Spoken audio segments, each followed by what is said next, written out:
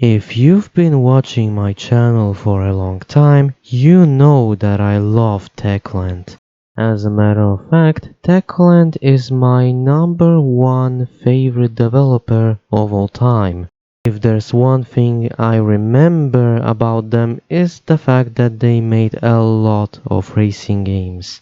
I didn't play every single one of them because I didn't have enough money back in the day. And the game we are analyzing today is one of those few instances. There is also one more thing you should know. When I analyze a game, I play them first and then I look up the reviews. The game I am analyzing today wasn't received very well and is considered a bad game. So today we are going to answer the question: how bad is Nikita Speedy Pirates really?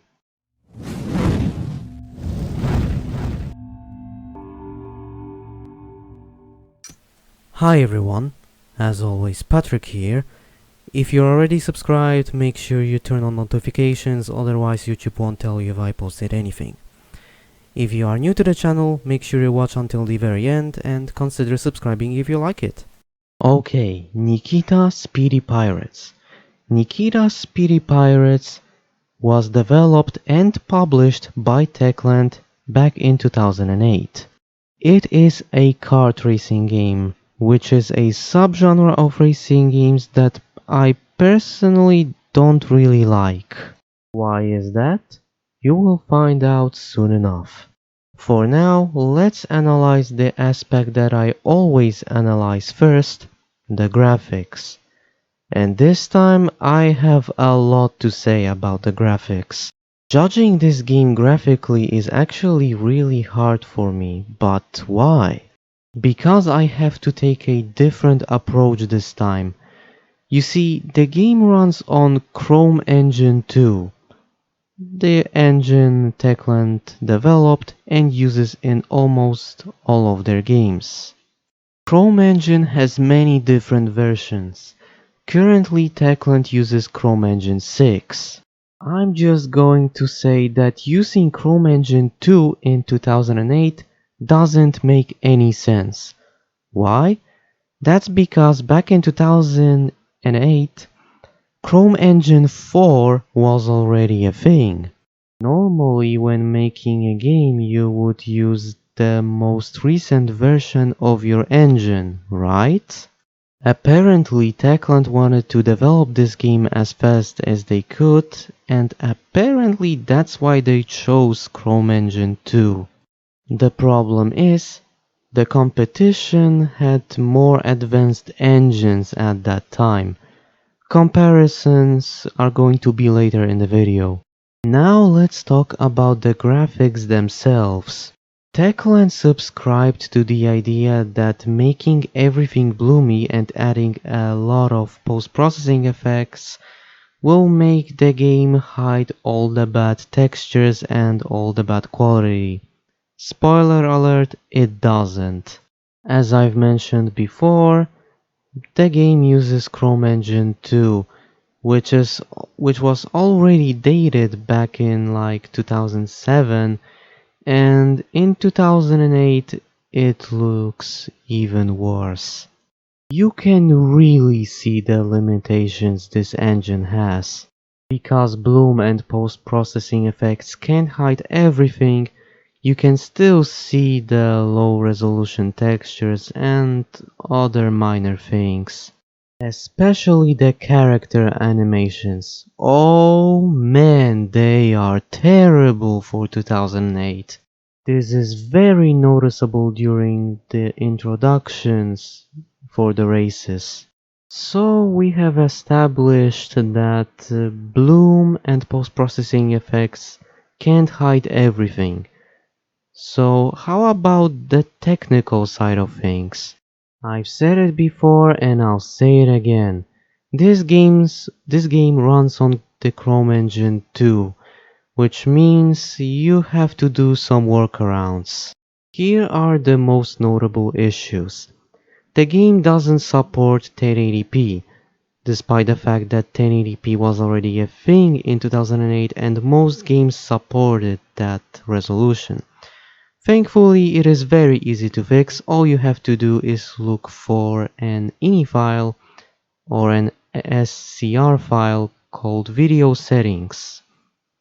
There are some graphical options, so you can change so you can basically mess around with the bloom and the post-processing effects, so that's good. There's even anti-aliasing and anisotropic filtering, so that's good. But there are two big problems. The first one is the one that I've mentioned before, no 1080p support. I've talked about this like a minute ago, so go back if you want to know how to fix it. And the second problem, well, there is no FOV slider. Luckily, this can be fixed with a workaround. The workaround, however, is a bit tricky. It works the same way as it did in Expand Rayleigh and Expand Rayleigh Extreme. That being, FOV is stored for each car, but this time it is also stored for different camera settings. There are only two camera settings in the game, Chase 1 and Chase 2. Chase 2 gives you a higher FOV, and default FOV for Chase 2 camera is 105, which is perfect for me. Yes, you can still mess around with the SCR files and the INI files, but if you don't want to have too much trouble with this, I suggest chasing the camera type to Chase 2 and you have the FOV of 105. As for the other technical stuff, the game didn't crash, it didn't stutter, however it did lag in a few places for a few seconds, and when I say that I mean the game froze for a few seconds and then I was able to play again. I have no idea why that happens and I don't know how to fix this. I should also mention that this is one of those games that don't have a page on the PC Gaming Wiki, so you basically have to take my advice for granted. Also, once I make and upload this video, I hopes that someone from PC Gaming Wiki will watch this video and they will make a page for this game. Let's be honest. Any page on the PC Gaming Wiki is appreciated. I've just noticed that I've been talking about the graphics for a very long time, so I guess now it's time to talk about the story. I bet that you think that I'm going to say that the game has no story. Well, you'd be right, but I have to say something important. As you know, I analyze racing games, but I have to talk about the game that came before it, which wasn't a racing game, it was a platformer. Nikita, the Mystery of the Hidden Treasure. That game was a platformer and had a very simple story. It also established the characters and their personalities and other stuff like that.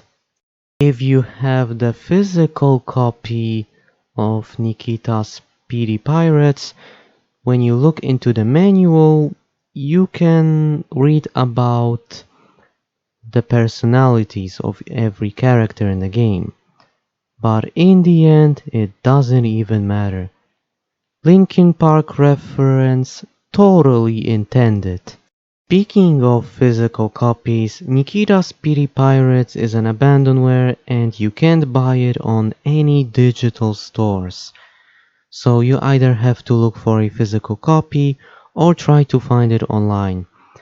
I couldn't find any download links online, so I decided to buy a physical copy. Luckily I found one very cheap and that's why I am making an analysis video on it.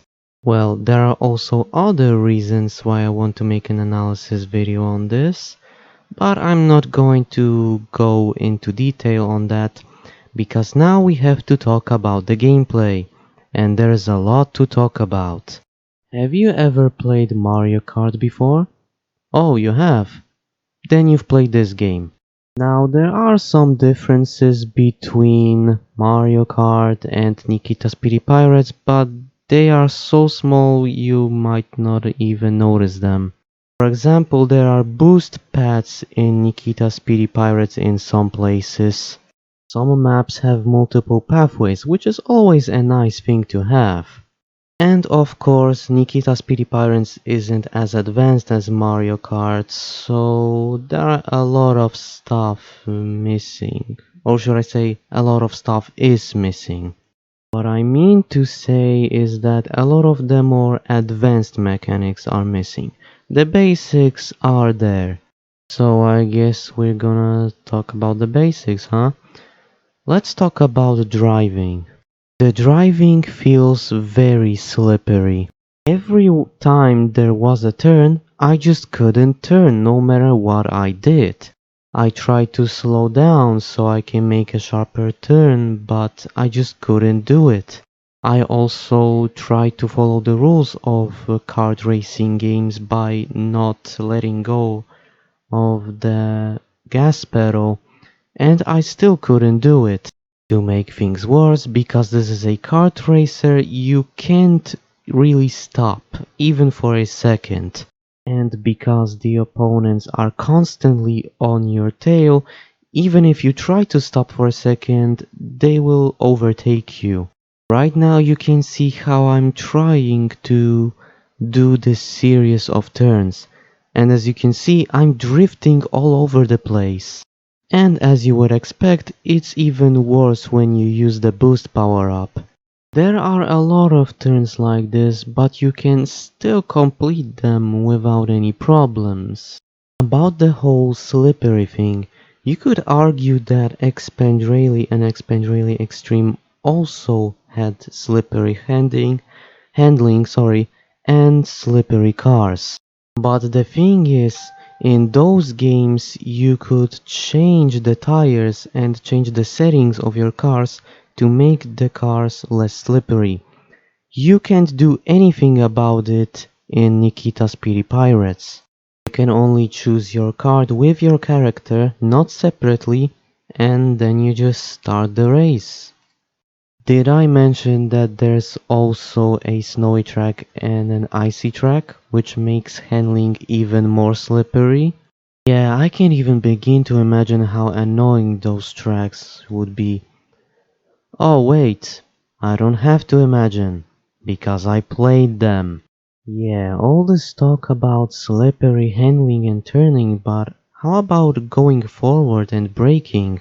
Going forward feels fine. The cars are pretty speedy and you will be able to achieve some serious speeds.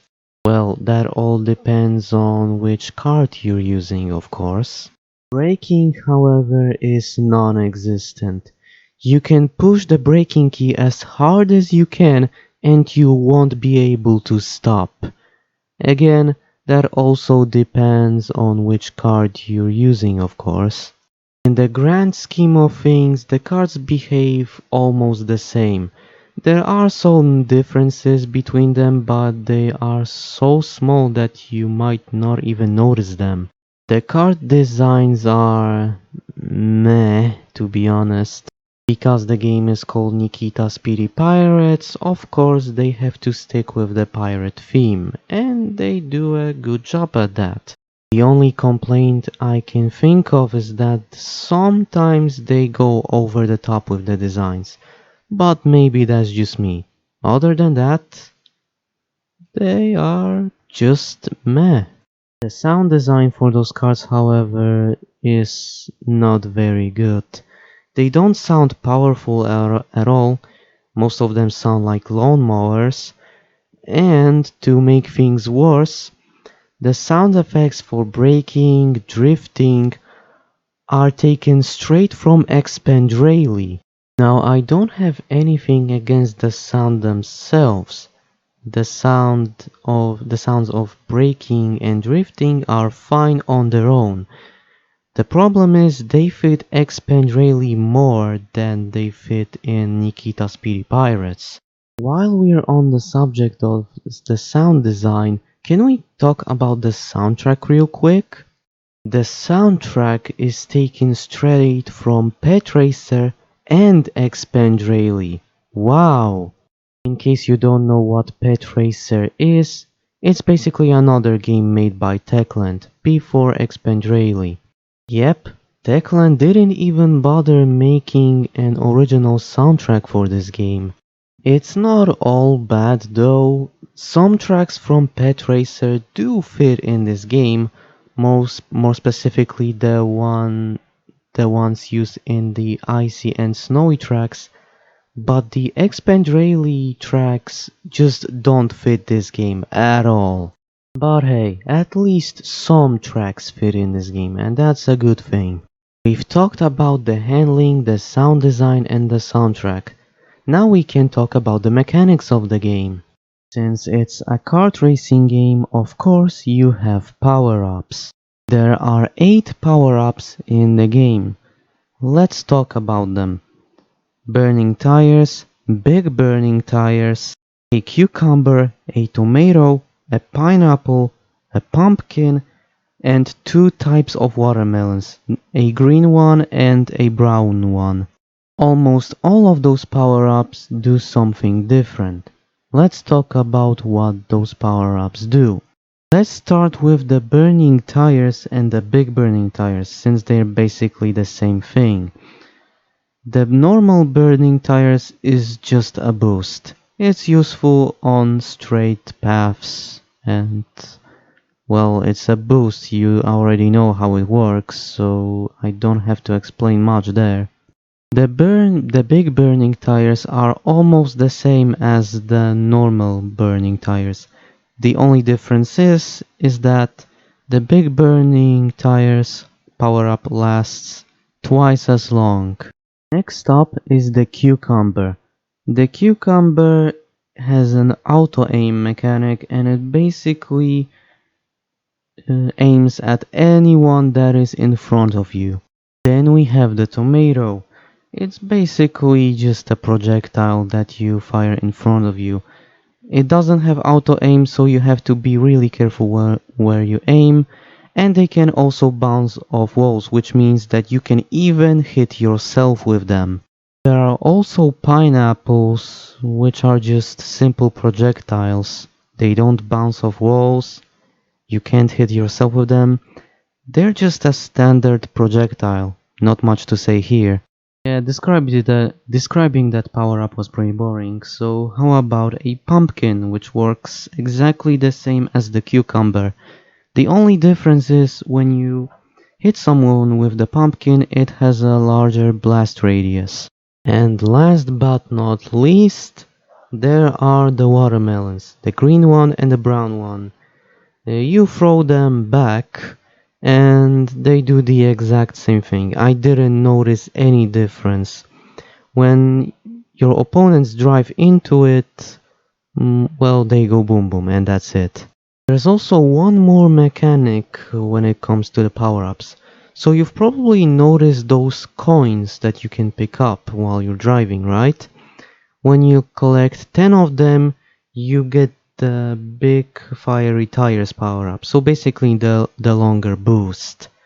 And the interesting thing about this is when you have those and you pick up some other power up from the crates, the big burning tires power up is like an overlay basically. So that means you have 2 power ups at your disposal. That's all well and good, but what about the content? Well, there's not much to talk about here, but I'm still going to talk about it. There are 3 types of game modes, the third one being the bonus one basically. The one you're seeing right now is the tournament mode. There are 5 tournaments in the game, each one being 4 stages long. This is basically the main content of the game, and I have to say the tracks in this mode are actually very well designed. There are wide and open, there are boost paths, there are a lot of dangerous opponents and obstacles you have to go through.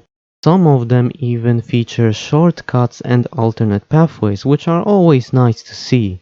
There are 7 opponents and you are racing for the gold medal. Each tournament has a ranking system. Once you complete the race, you can see how many points you get. And it works almost the same as it works in games like Nailed. That means you don't have to win every single race to get first place in the ranking. But there is a problem. To unlock new tournaments, you have to be the first, you have to take first place in the ranking, so you have to try your hardest to win. I am actually okay with this ranking system, and when you think about it, this system was implemented 2 years before Nailed, another game Techland made. The second game mode out of 3 is a time trial, and it's, well, a time trial. Do I really need to explain what it is? Okay, fine, I'll explain it to you, but this is the only time I'm doing this. Keep that in mind. In the time trial mode, you choose a track you've unlocked from the tournament, and yes, you do have to complete tournaments to unlock tracks, and then you race against time. Once you complete the track, you set your own time, and then when you try to complete the race again, you will now race against yourself in as and the and your opponent, that being you, is a ghost, aka Expandrelli style. The good thing about this mode is the fact that when you race on those tracks for the first time, you're not racing anyone else. It's just you versus the timer, which means no one can throw power-ups at you, so it's all good. And now it's time to talk about the third game mode, aka the bonus game mode, the missions. Yes, there are missions you can complete. There are only 8 of them in the entire game, and they are split onto 2 categories. The first category is the coin missions. All you have to do is to collect the exact amount of coins in a specific time. For example, you have to collect 30 coins in 30 seconds and stuff like that. The second kind of missions are the checkpoint missions, and they work exactly the same as the coin missions. For example, go through 8 checkpoints in 30 seconds and stuff like that. There are 4 coin missions and 4 checkpoint missions, making it 8 missions in total.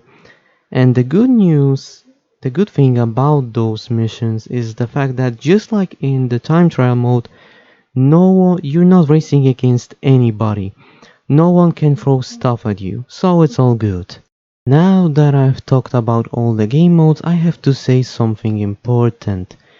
If the bonus missions are better than the main content of the game, you know there's a problem. That means we are going to talk about the bad stuff. But where do I start with the bad stuff? Well, you're seeing all the pop-in right now, right? Yeah, that's pretty bad, and it basically shows that Chrome Engine 2 had limitations, especially in 2008.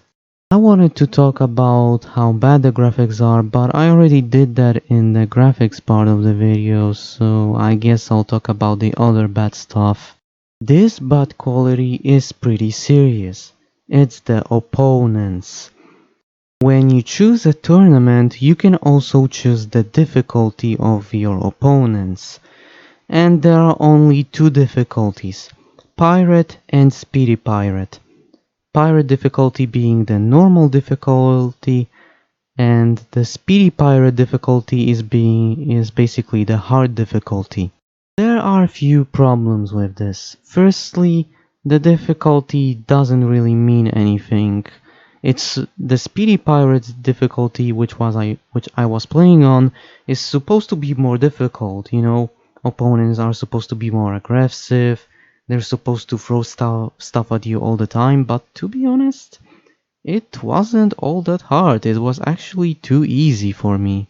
I've also heard a lot of people say that the pirate difficulty is actually harder than Speedy Pirates difficulty because they throw stuff all the time instead of doing that in the Speedy Pirates difficulty.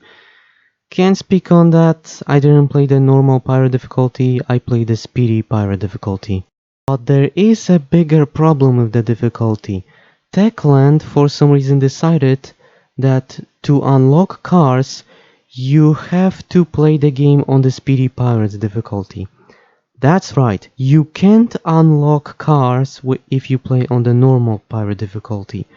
You have to play the game on the Speedy Pirates difficulty to unlock cars. This is something that gamers don't want to do. Usually they pick normal difficulties because it's the most optimal one for them. They don't want to go straight in for the hardest difficulty, well, some of them anyway. Also, since this is a kart racing game, you can already imagine the amount of stuff being thrown at you. This is just annoying, no matter what kart racing game it is. Another problem is the fact that there's no FPS cap. Normally it's not a problem because that means your gameplay is going to be smooth, right? You know, high frame rates and all that stuff. Problem is, this can overheat your PC. So yeah. And the last problem we need to talk about is actually one of the biggest problems. Well, next to the AI and the difficulty anyway. This UI is awful. It takes way too much space on the screen even if you fix the FOV. Especially the bottom part of the screen and the upper right and left corners of the screen. Why do I have to look at the trees at the upper left and right corners? Why do they have to be there? Same for the bottom part of the screen. Do we really need to see all those coins, swords and the sand? The only parts of the UI that are done correctly is your current position, the power-ups, and how many coins you've collected. And about that minimap, oh my god, it's done so badly. Not only you can't see anything on the minimap at all, but also it doesn't properly show the opponents. That is a big problem. Also, one more thing about the UI, because the way it's done is so stupid, it blocks off certain parts of your screen. That is a bad thing because it ruins your visibility. Just remove those features so I can see everything, please. But I think those are all the negative qualities I can talk about. And I know I've mentioned in the beginning of the video that I don't like kart racing games in general. Here's why. They are not engaging and they don't require skill. You see, when you play a normal racing game, you have different opponents and usually don't have any power-ups to help you. I'm not saying that power-ups are bad, but they take away the main aspect of racing. For example, when you play a normal racing game, you have to rely on your skills. You have to use your knowledge, your track knowledge and your driving skills perfectly so you can cut corners, so that you can overtake your opponents in spectacular ways. Well, maybe not always spectacular, but most of the time. Use everything you know to win the race.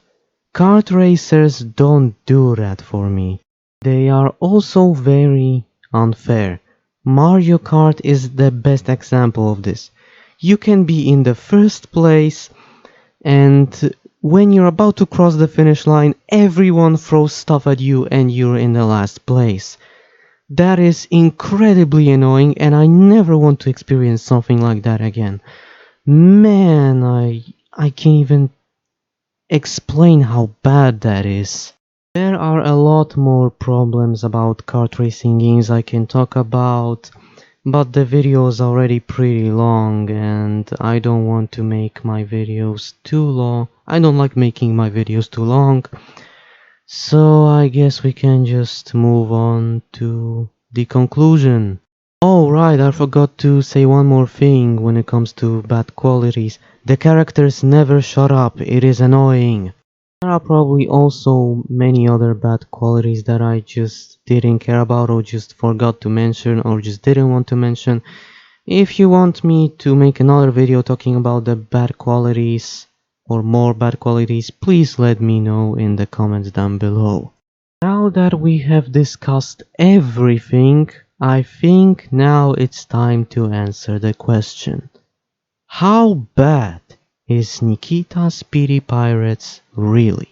It might seem crazy what I'm about to say, but I actually don't have a problem with this game. I am fine with it existing. I mean, don't get me wrong, it's not a perfect game. I wouldn't really say that it's a good game, especially for Techland standards. But I didn't hate myself while I was playing it. I did have a small smile on my face while playing it. I don't know, maybe I'm just used to games like this, even though I've played way better than this game. Yeah, sometimes even I don't understand myself and my thought process. I also didn't encounter any of the problems other players had. Maybe I was just lucky, I guess. But like I've said, I don't have a problem with the game existing. I have played better games than this one, but I have also played a lot worse than this one.